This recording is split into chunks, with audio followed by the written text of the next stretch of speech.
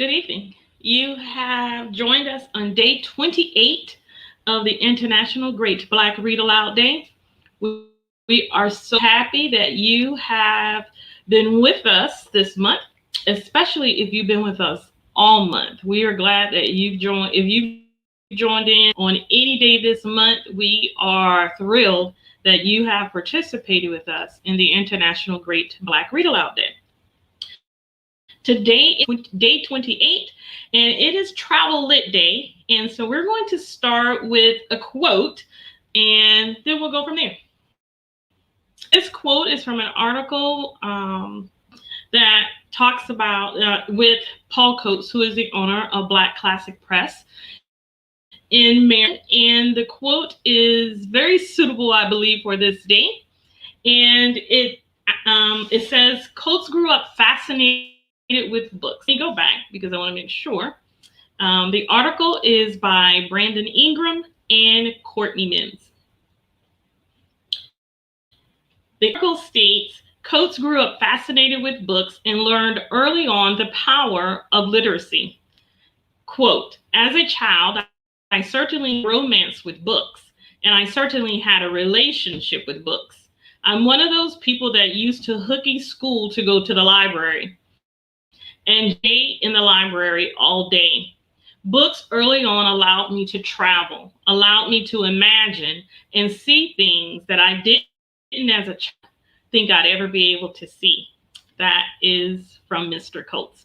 And I have to agree that books open up the world. As I was thinking about today being Travel Day, Travel Lit, I thought how appropriate to end the International Great Black Read Aloud Day with travel, something about travel, because truly books allow us to go places in our minds.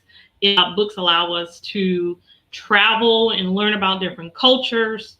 Books allow us to learn about different cultures and different habits of cultures, even within the African diaspora.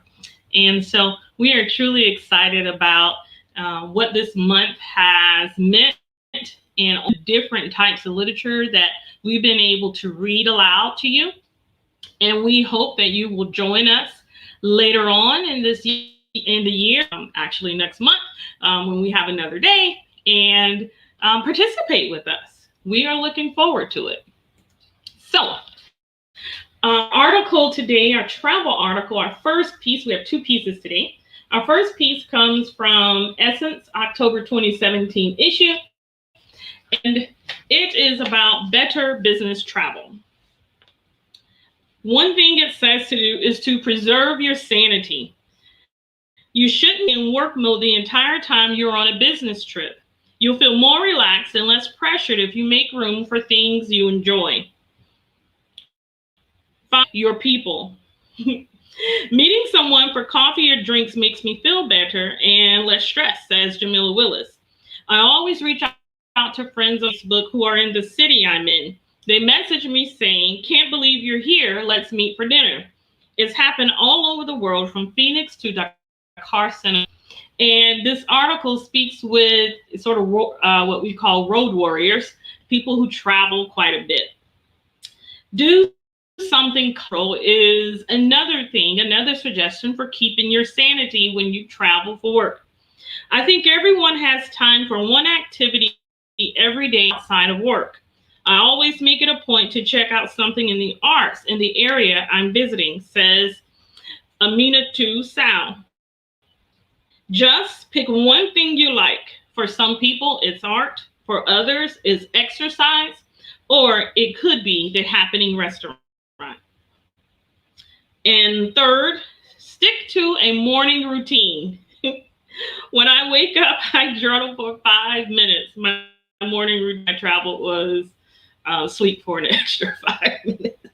When I wake up, I journal for 5 minutes, says Ilana, 39, Senior Director of Global Communications at Nike. Then I meditate for 10 minutes.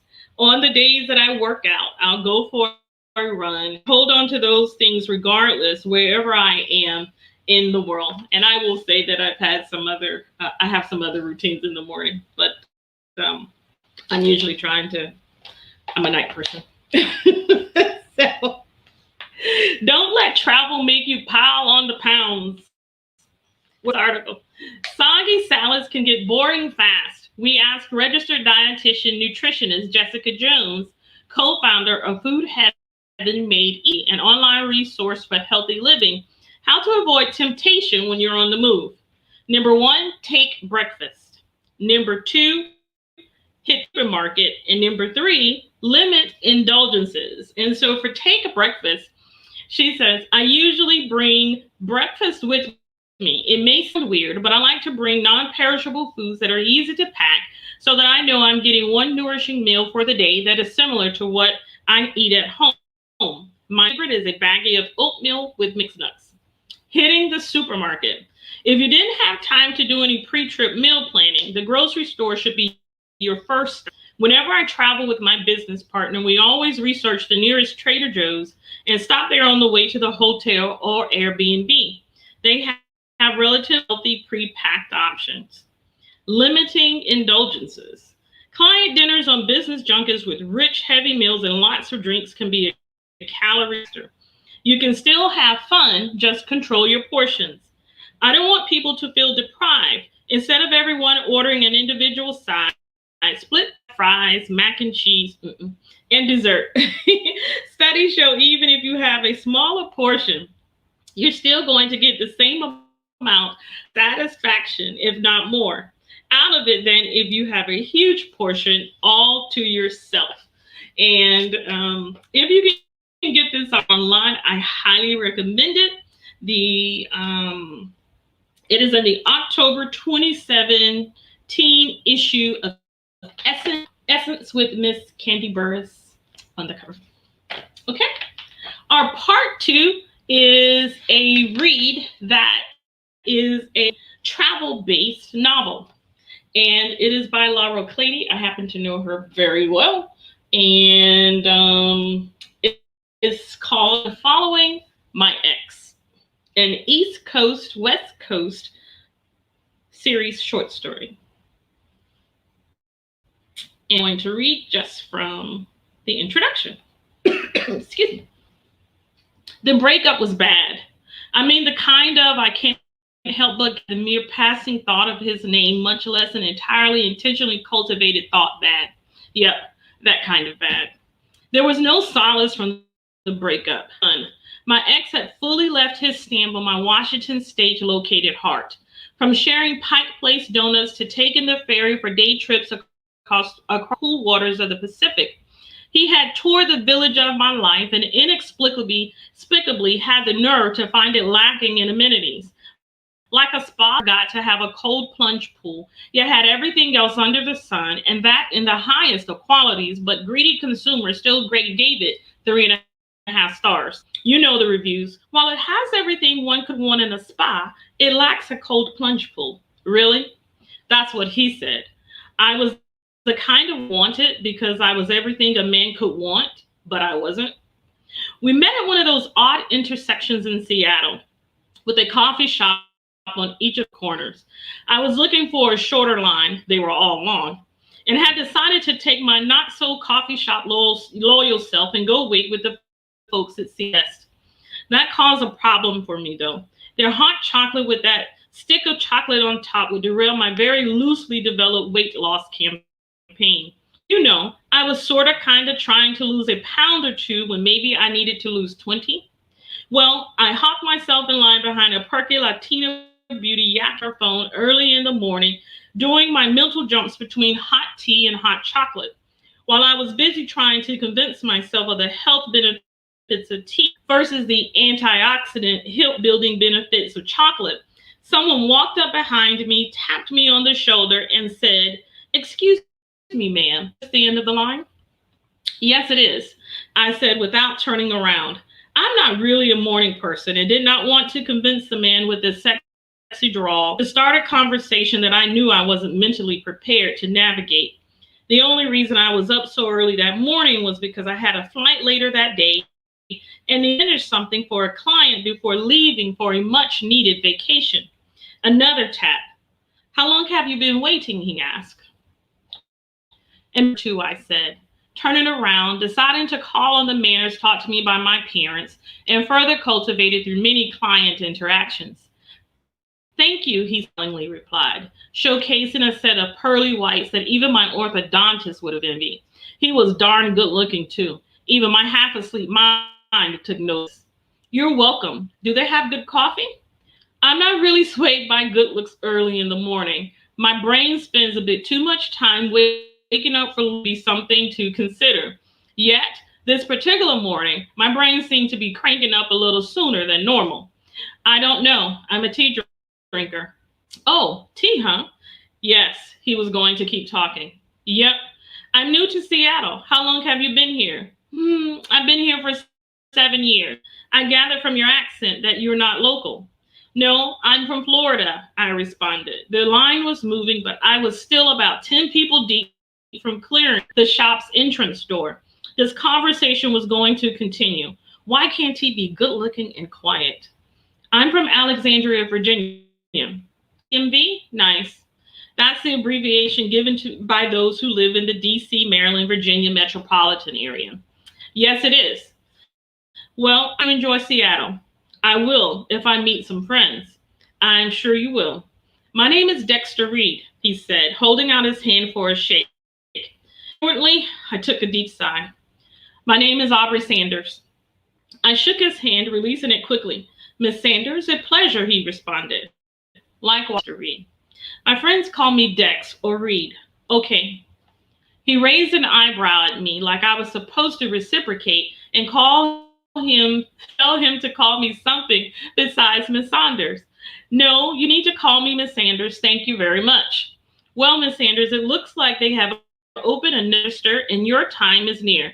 Thank God. Not much of a morning person, huh? Does it show that well? He laughed. Only when you squint your eyes speaking, like you're trying to squeeze out a thought.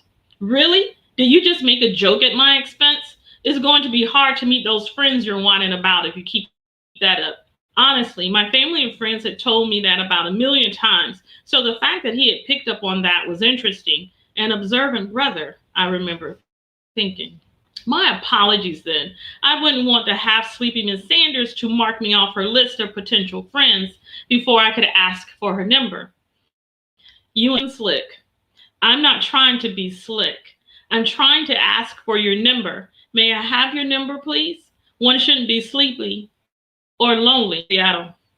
I rolled my eyes while reaching into my handbag for a business card. I may have been sleepy, but I wasn't crazy. Reed was good looking, funny, well-dressed, and apparently good at what he did if the tailored suit and hand-stitched shoes were anything to go by. Again, I was sleepy, not so sleepy that my mind did not wonder about this fine chocolate brother. Thank you, he said, after accepting my card. He pulled out his telephone, tapped numbers on the card, and immediately called my telephone. I slipped the phone out of my handbag side pocket, looked at his number, and saved his contact info. Call you later, okay, he said. Okay. Please, let me purchase your tea since I woke you up. Are you kidding me? So, I'm not a morning. Some people shouldn't talk so much in the mornings. Have you ever thought about that? No, I'm a morning person. So what will you have? I'm having the largest hot tea latte with a cinnamon roll. Okay. He placed my order with his. We retrieved the drinks when they were ready and walked to the corner. Breakfast, Reed. Miss Sanders, you are most welcome. I'll call later today. Have a great day. Don't say like that. I will call you. Bye. Have a lovely day, Miss Aubrey Sanders. I walked away in the opposite direction from him, sipping my delicious drink and thinking about the very unusuals to the day. Around 2 p.m., my phone rang while I was reviewing a file. I looked at my phone and it was Reed. I smiled. He had called. While I had been quite busy that day, I had still thought about his promise to call. I answered on the second ring. That began something that I thought was beautiful, but apparently it was only 3.5 stars. Kind of beautiful. And that is from Unfollow My Ex by Laro Claitty. And we will, I think you can say it that way. Following My Ex, Claitty, and we will say thank you very much. If you have not subscribed to the International Great Black Read Aloud Day on our website, we invite you to do so right now. Look right there on the banner that's floating by and sign up, subscribe so that you stay abreast of all the days we are having read alouds. They will be random throughout the year. And until we decide that, and that probably won't happen because we believe that literacy matters, right? And so we will be reading aloud. And we hope that you will travel on this journey with us on National Great Black Read Aloud Day. And it has been wonderful. I will tell you, I have certainly enjoyed myself these 20 days reading aloud. So many different books, many different authors, some things I've learned because perhaps maybe it's something that I typically navigate to in my reading, and I have just enjoyed learning so much from authors across so many different genres and topics. And we believe that this is part of the beginning of something wonderful. 5 stars, kind of beautiful, y'all. And we will see you in March someday, and we'll let you know what that is. But you got to subscribe and follow us on social media at Black Read Aloud, and our website is greatblackreadaloudday.org, and we'll see you in March. Thank you. Bye-bye.